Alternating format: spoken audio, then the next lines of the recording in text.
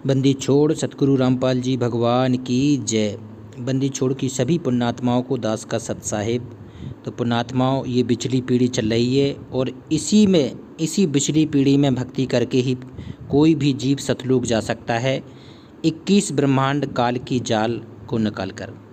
तो ये बहुत ही सही समय है कि पूर्ण परमात्मा जब सतगुरु के रूप में प्रकट मिल गया है तो क्यों ना पूरी श्रुत निरत मन पवन पूरा दिन और रात केवल सत भक्ति में समर्पित करके निकला जाए।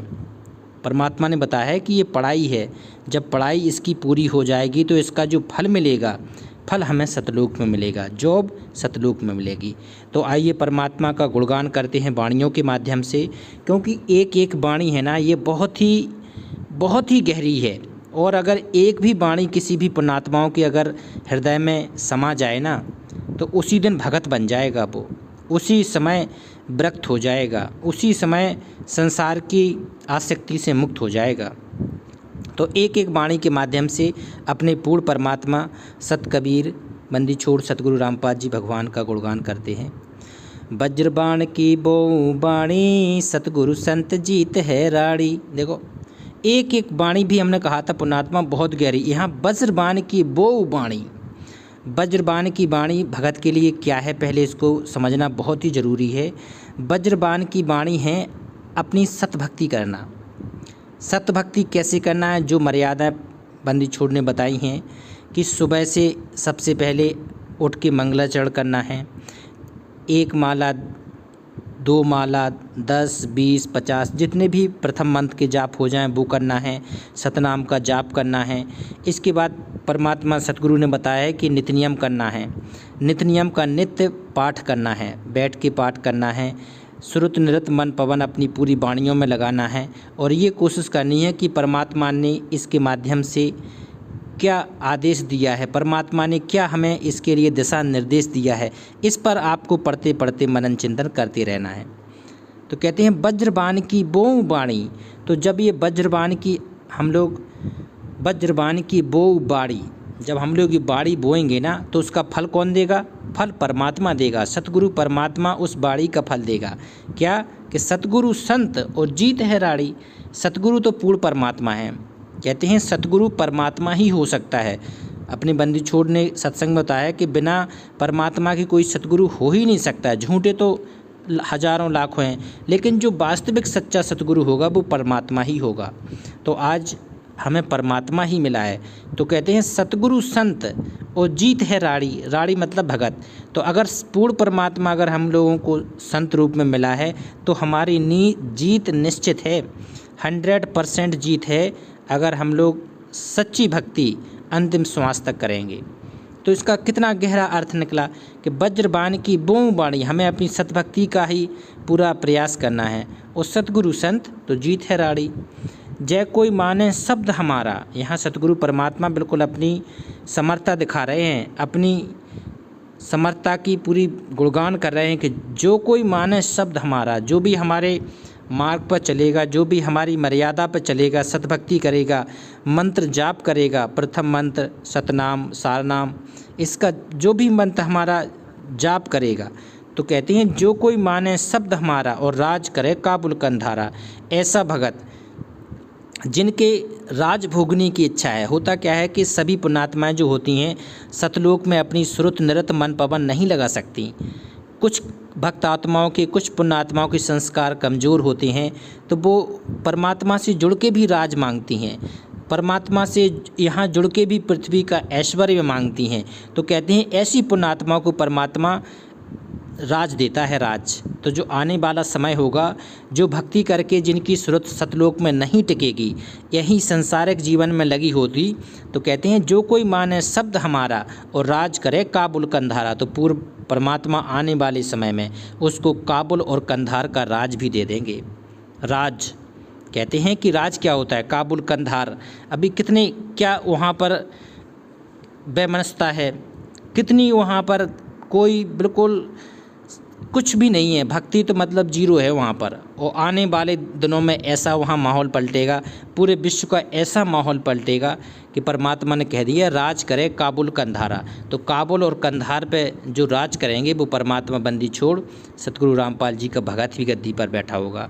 तो राज काज जब करने भगत जाएगा, जो जब चलाएगा तो पूर्ण परमात्मा को दंडवत करेगा सबसे पहले, और ये भक्ति करेगा। लेकिन वो पार नहीं होगा, क्योंकि पार वही होगा जिसको इसी जन्म में सतलोक जाना है। वो कहते हैं इंद्र दा राज कागदी बिस्टा ना भोगूं इंद्राणी नू। अगर इंद्र का भी राज अगर ऑफर में मिल जाए ना तो पुणात्मा इसको भी ठुकरा देना। अगर उर्वशी भी आ जाए ना कि हमारे साथ चलो तो उसको भी मना कर देना। और जो फिर पृथ्वी लोक की जे क्या होती हैं, कहते हैं स्वर्ग की पटरानी इंद्र भगवान की, अगर वो भी आ जाए तो उसको भी एक नज़र में रिजेक्ट कर देना। इतना अपना अंदर से स्ट्रॉन्ग एटीट्यूड होना चाहिए अंदर से।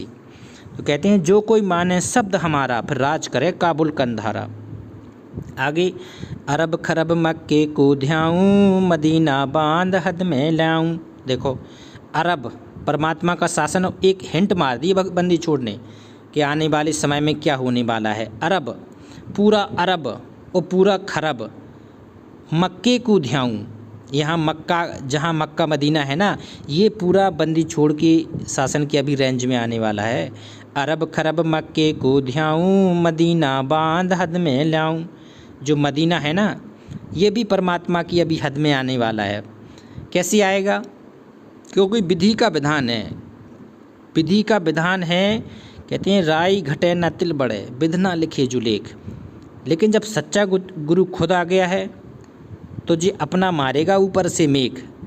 तो कहते हैं जब आबे विश्व बीसा और ना रहेगा ईसा ना रहेगा मूसा, अब राज करेगा अपना बंदी छोड़ जगदीसा। बोलो दे बंदी छोड़ की जय। क्या कह रहे हैं? अरब खरब मक्के को ध्याऊं मदीना बांध हद में ल्याऊं। इर्रा तुर्रा कहाँ शिकारी ईरान और तुरान। ईरा तुरा का मतलब ईरान और तुरान। तो इर्रा तुर्रा कहाँ शिकारी गढ़ गजनी लग है असवारी। गजनी तक, जहाँ से गजनबी आया था ना, मोहम्मद गजनबी 17 बार आक्रमण किया था भारत पे, यहाँ की जो सारी संपदा लूट के ले गया था ना, तो अब बंदी छोड़ का शासन गजनी तक भी जाएगा। कहते हैं इर्रा तुर्रा कहाँ शिकारी गढ़ गजनी लग है असवारी। दिल्ली मंडल पाप की भूमा धरती नाल जगाऊं सूमा। दिल्ली मंडल को पाप की भूमा कहा है बंदी छोड़ ने। क्यों कहा है? क्योंकि जितनी भी लड़ाइयों का केंद्र बिंदु रही है कलयुग में, तो ज़्यादा कलयुग क्या, द्वापर में भी देख लो आप, त्रेता में देख लो, सतयुग, कहीं ना कहीं दिल्ली केंद्र में हमेशा रही है। तो जहाँ पर लाखों करोड़ों पुण्यात्माओं शरीर से जाएंगी, उनकी मृत्यु होगी, उनकी अकाल मृत्यु होगी, तो वो पाप की ही भूमि मानी जाएगी। सबसे ज़्यादा जब केंद्र भी वही रही है, शासन भी वहीं से केंद्रित हुआ है, तो शासन के द्वारा जो भी अन्याय किए गए हैं तो वो भी सब दिल्ली की ज़मीन पर ही लेके जाएंगे। तो कहते हैं दिल्ली मंडल पाप की भूमा और धरती नाल जगाऊं सूमा। तो ये एक एक वाणी का पुण्यात्मा बहुत ही गहराई से रहस्य है। अब इनको पढ़ेंगे, फिर बंदी छोड़ देखते हैं क्या क्या आगे बताते हैं। हस्ती घोरा कटक सिंहारो दृष्टि परे असुरों दल मारो। शंख पचायन ना दूटेरम स्वर्ग पतालो हाक सुमेरम। देखो यहाँ पर जो महात्मा ऋषि थे सतयुग से लेकर आज तक, उनका फिर गुणगान होने लगा। वाल्मीकि सुरबाचा बंधा पांडव जग द्वापर की संधा। नारद कुंभक ऋषि कुर्बाना मारकंडे रूमी ऋषियाना। इंद्र ऋषि और बक्ता लब स्वामी और संत साधु गणनामी। नाथ जलंधर और अजपाला गुरु मछंदर गोरखबाला। सबके नाम आते जा रहे हैं ना, इनका सत्संग में सबका जिक्र आता है। गोरखनाथ, मछंदर हैं, मार्कंडे, रूमी ऋषि, जितने भी नाम हैं जिस सत्संग में सब आते हैं, सबका गुणगान परमात्मा भगत के द्वारा करा रहे हैं। क्योंकि इनके शब्द का उच्चारण मात्र से ही ये शक्तियाँ आपके अधीन हो जाएंगी और आपके भक्ति मार्ग में ये सहायता करेंगी, तत्पर रहती हैं। इसका केवल करना क्या है, इस असुर निकंदन रमैणी की सबसे बड़ी मर्यादा है इसका पाठ करना है। इसका पाठ, इसकी श्रुत नृत्य के जो भी शब्द हैं इनका श्रुत नृत्य से एक बार जाप करना होता है, पढ़ना होता है। ऐसे जैसे नारद कुंभक ऋषि कुर्बाना, मारकंडे रूमी ऋषियाना, इंद्र ऋषि और बक्ता लब स्वामी, और संत साधु गणनामी, नाथ जलंधर और अजपाला, गुरु मछंदर गोरखबाला, भरतरी गोपी चंदा जोगी, सुल्तान अधम हैं सब रस भोगी। देखो भरतरी गोपी चंद का नाम आ गया, अब्राहिम सुल्तान अधम आ गए। नरहरिदास पखे बलि भीषम, व्यास बचन पर मानी सीखम, नामा और रैदास रसीला, कोई न जाने अवगत लीला। बताओ, नामा और रैदास को भी उस पूर्ण परमात्मा की अवगत लीला का पता नहीं था, क्योंकि जो रविदास जी थे वो साथ में रहते थे। जब भंडारे की बात चली थी, कहते हैं 64 लाख लोग आ गए थे काशी में, तो जे सुबह सुबह निकली थी रैदास जी, तो लौट के तुरंत आ गए थे कि मालिक किसी ने झूठी चिट्ठी डाल दी है, अब इतने लोगों को हम कहाँ खिलाएंगे। तो कहते हैं वो भी परिचित नहीं थे कबीर साहब के पूर्ण परमात्मा ही हैं, तो अगर पता होता तो ये घबराने वाली बात ही नहीं थी। कहते नामा और रैदास रसीला, कोई न जाने अवगत लीला, उस परमात्मा की लीला कोई नहीं पहचान सकता। पीपा धना चढ़े बाजीदा, सेऊ सम्मन और फरीदा। देखो एक एक वाणी में 6 महात्मा महापुरुषों का गुणगान हो रहा है। पीपा, कहते पीपा दरिया में कूद पड़े, जिन कैसी करी ढिठाई, और वो नरपाला जीत गए, जिन सिर धड़की बाजी लाई। तो पीपा वो पुण्यात्मा थे कि जिसने सिर धड़की बाजी लगा दी थी, दरिया में कूद गए थे द्वारका नगरी देखने के लिए, कृष्ण भगवान की नगरी को देखने लगे। तो कहते हैं कबीर साहब कृष्ण भगवान का रूप धर के, ग्वाल बाल का रूप धर के 7 दिन रहा था पीपा दरिया के अंदर। तो कहते हैं पीपा धन्ना चढ़े बाजीदा, धन्ना कितना, धन्ना ने अपना खेत नपाया था, अपने दाने भी दे दिए थे, जो बेने जाता है ना, ज्वार का बीज भी दे दिया था ऋषियों को। तो कहते हैं फिर धन्ना ने का कितना खेत में तंबूरे हो गए थे, कितना बढ़ गया था। वाजीद, बाजीद कहे उठाओ ऊँट, और लोग कहें ये मूगा, और उठन वाली चीज़ नहीं। कहते हैं जब बाजीद की सवारी जाती थी ऊँटों की, तो बीच में ऊँट मर गया, उसने किसी को मरते नहीं देखा था। उसने कहा ये मर गया, कैसी मर गया, इसका ना आँख बिगड़ा, ना कान बिगड़ा, ना इसकी सूरत बिगड़ी, ना। तब लोगों ने बताया कि इसके अंदर जो आत्मा होती है वो निकल गई, और सबको एक दिन मरना है। तो कहते हैं बाजीद उसी समय सन्यासी भेष धारण कर लिया था उसने। कहते हैं बीचे उसकी रानियाँ रोती रहीं, रोबे ता कुनबा सारा, ये शब्द है ना कि वो उसके पीछे रोबे ता पूरा कुनबा सारा। तो लेकिन बाजीद ने क्या किया था, निकल गया था। उसे पता था कि जब मरना ही है सब है, तो क्यों ना आज ही मर जाऊं, क्योंकि जीवित जग क्यों ना मरे रे, असंख्य जन्म तने मृता हो गए, जीवित क्यों ना मरे रे, और 12 दर मध्य महल मठ बोरे, फिर बहुर ना देह धरे रे। जो पुण्यात्मा जीवित मर जाएंगी वही पूर्ण परमात्मा को पाएंगी, ये अटल सत्य है। तो कहते हैं पीपा धन्ना चढ़े बाजीदा, सेऊ सम्मन और फरीदा।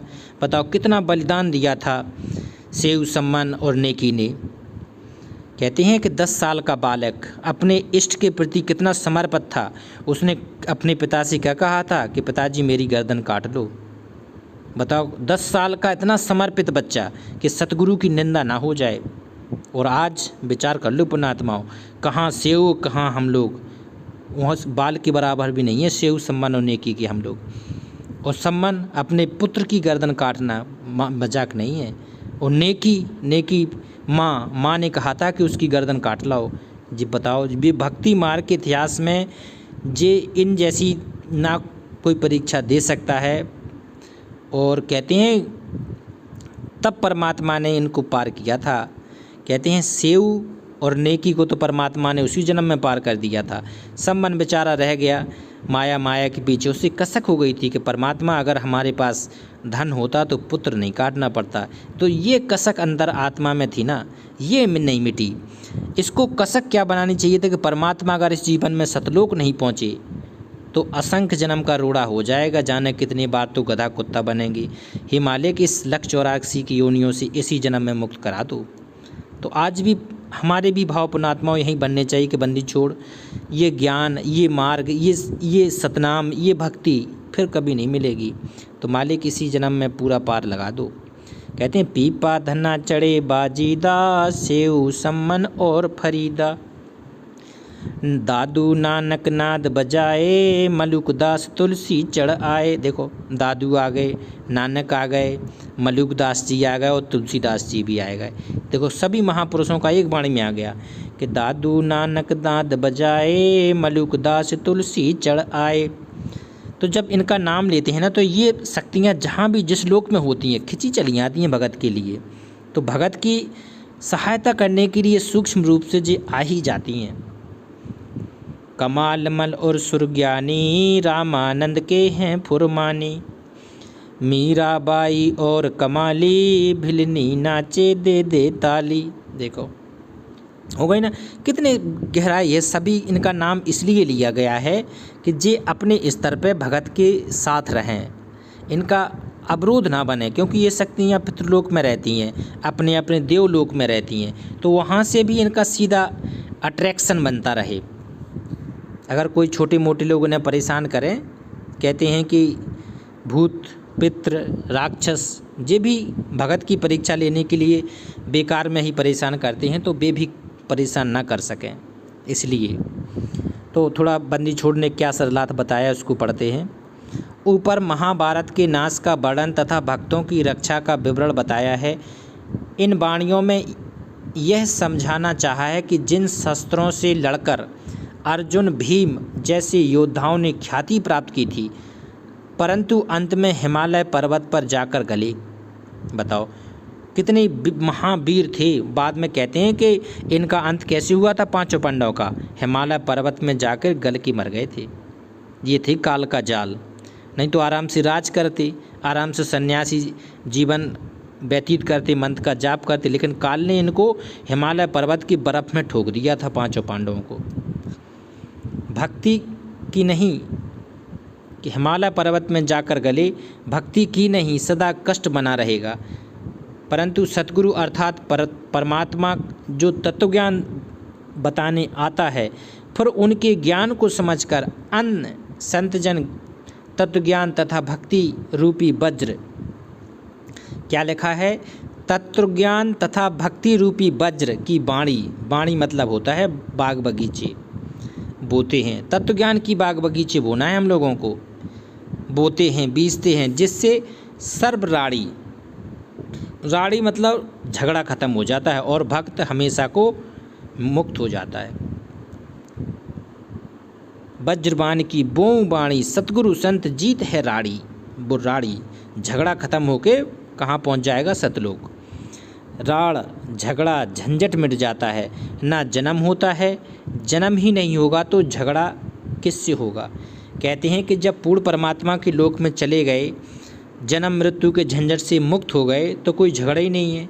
हम इसीलिए भक्ति कर रहे हैं कि हमारे असंख्य जन्मों का ये झंझट खत्म हो जाए, ये झगड़ा खत्म हो जाए। लेकिन पुण्यात्माओं काल भी सूक्ष्म चाल ऐसी चलता है कि अगर आपको ज्ञान समझ में आ जाए तो आपके घर में कोई ना कोई विरोधी जरूर डाल देता है।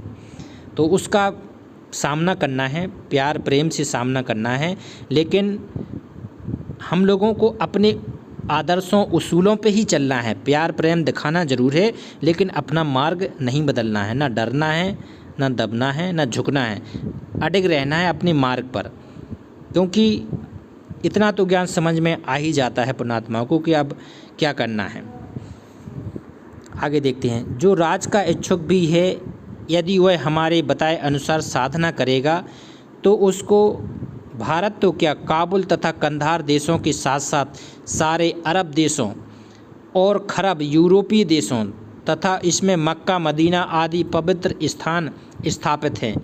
मदीना बांध हद में लाऊं का भावार्थ है कि सत्य ज्ञान से सब भ्रम दूर होकर मन को बांधकर एक परमात्मा की हद सीमा में लाऊं तथा सर्व देश ईरान तुर्किस्तान शिकारी मतलब इराक गढ़ गजनी, मोहम्मद गजनी जिस देश से आया था उसके गढ़ अर्थात मूल क्षेत्र अर्थात पुराने भारत में उस राज के इच्छुक की अशबारी हो जाए, अर्थात वहाँ तक वह अपने राज्य में राजा बनकर यात्रा करे। अगर कोई राजा भी बनना चाहेगा ना तो परमात्मा वहाँ भी बना देगा। दिल्ली शहर तथा उसके आसपास के गांव व शहर दिल्ली मंडल कहलाता है। हरियाणा का पुराना रोहतक जिला वर्तमान में रोहतक, सोनीपत, झज्जर, रेवाड़ी, महेंद्रगढ़ दिल्ली मंडल कहा जाता है। यह स्थान किन्हीं कारणों से पाप की भूमि बन गई है। उसका उद्धार करने के लिए उस धरती नाल के साथ अर्थात उस क्षेत्र में तत्व ज्ञान प्रचार करके सूम कंजूस व्यक्ति को दानी बनाऊंगा। बताओ लो। तो कहते हैं दिल्ली मंडल पाप की भूमा, धरती नाल जगाऊं सूमा, उसको सूमा बनाऊं। सूम हो गई है कंजूस, तो अब उसको दानी बनाऊंगा। तो बंदी छोड़ पूर्ण परमात्मा आज उसी दिल्ली मंडल में आए हैं। कहते हैं हरियाणा में हरियाए हरियाणा नू। तो अब वो दिल्ली मंडल की पाप की भूमा को बंदी छोड़, देखो कितनी पुण्यात्माएँ तैयार हो गई हरियाणा में, और दिल्ली मंडल में आज कितनी पुण्यात्माएँ हैं जो खुले हाथ से दान कर रही हैं सतगुरु के मार्ग में। तो ये बदलाव बंदी छोड़ के सत्संग से आना ही आना है, होना ही होना है।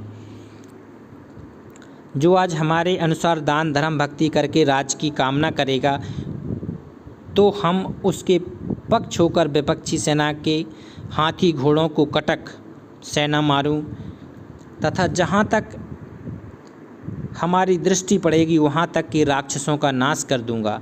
इन वाणियों में उपमा अलंकार है, चूँकि उपमा की गई है, वाणी के माध्यम से क्या हुई है, उपमा की गई है।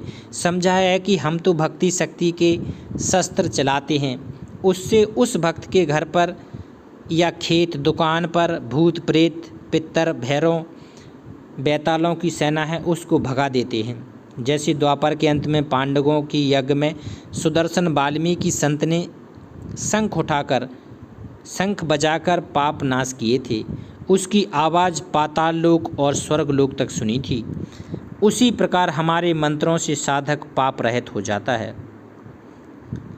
जब काल ब्रह्म की भक्ति करने वाले शांत ऋषियों नाथों भक्तों की नाम लिखकर महिमा की है, नारद ऋषि, कुंभक ऋषि, मार्कंडेय ऋषि, रूमी ऋषि, इंद्र ऋषि, बक्तालब ऋषि और अन्य साधु, जलंधर नाथ, अजयपाल नाथ, मच्छंदर नाथ जो गोरखनाथ जी के गुरु थे, भरथरी, गोपीचंद, अब्राहिम, अधम, सुल्तान आदि तो शादीशुदा थे, सर्व विषय बेकार करते थे। ज्ञान हुआ फिर भक्ति करके जीवन धन्य किया। नरहरि संत थे तथा भीष्म जी बल में परवे प्रसिद्ध थे। भीष्म आजीवन ब्रह्मचारी रहे, परंतु भक्ति ठीक न करके अपराधियों कौरव का पक्ष देकर दुर्गति को प्राप्त हुए। भावार्थ है कि कुछ ना कुछ अलग सा करके सब महिमा पाए हैं, परंतु संत ही जीवन सफल करते हैं। जिन्होंने जीवन सफल किया है उनका वर्णन वाणी में 104 से 8 तक है। इनको पूर्ण संत रूप में स्वयं परमेश्वर कबीर जी मिले थे। भावार्थ है कि इस रामायणी के उद्देश्य से हम सर्व महापुरुषों का नाम लेकर सम्मान तथा स्तुति कर रहे हैं। तो हम लोग को क्या मकसद है कि इन पुण्यात्माओं का सम्मान करें, इनकी स्तुति करें, जिससे ये शक्तियाँ हमारे भक्ति मार्ग में हमारी सहायक बने और हमको पल पल सहायता करें, क्योंकि पूर्ण परमात्मा के दिशा निर्देश से ही ये शक्तियाँ हमें लाभ पहुँचाती हैं। कहते हैं गोता मारूं स्वर्ग में और जा पहुँचूं पाताल, और गरीब दास ढूंढता फिरूं अपने हीरे मोतीलाल। तो ये परमात्मा अपने हीरे मोतीलाल को ढूंढता रहता है। तो हम लोग कहीं ना कहीं ज़रूर उस बंदी छोड़ पूर्ण परमात्मा के हीरे मोती हैं, वो आज सतभक्ति कर रहे हैं। तो सतभक्ति करके हमें निश्चित ही इसी जीवन में पार होना है, पूर्ण मोक्ष चाहिए है, सतलोक ही हमारा एक लक्ष्य है। इसके लिए यहाँ की पढ़ाई पूरी करके हम अपने निज लोक में जाएंगे, जिससे कभी भी जन्म मरण के चक्कर में नहीं आकर सदा शाश्वत स्थान में हो जाएंगे। तो इसके लिए पूर्ण परमात्मा का पल पल हमें ध्यान रखना है, पल पल परमात्मा के प्रति आधीनी बढ़ानी है, पल पल आपको महसूस कराना है परमात्मा को, हम परमात्मा आपके दास हैं, आप हमें जितने जल्दी हो सके अपने निज लोक सतलोक में पहुंचा दो, यहाँ की जिम्मेदारियों से हमें मुक्त करा दो। तो एक बार बंदी छोड़ का जयकारा लगाएंगे। बंदी छोड़ सतगुरु रामपाल जी भगवान की जय। सत साहेब।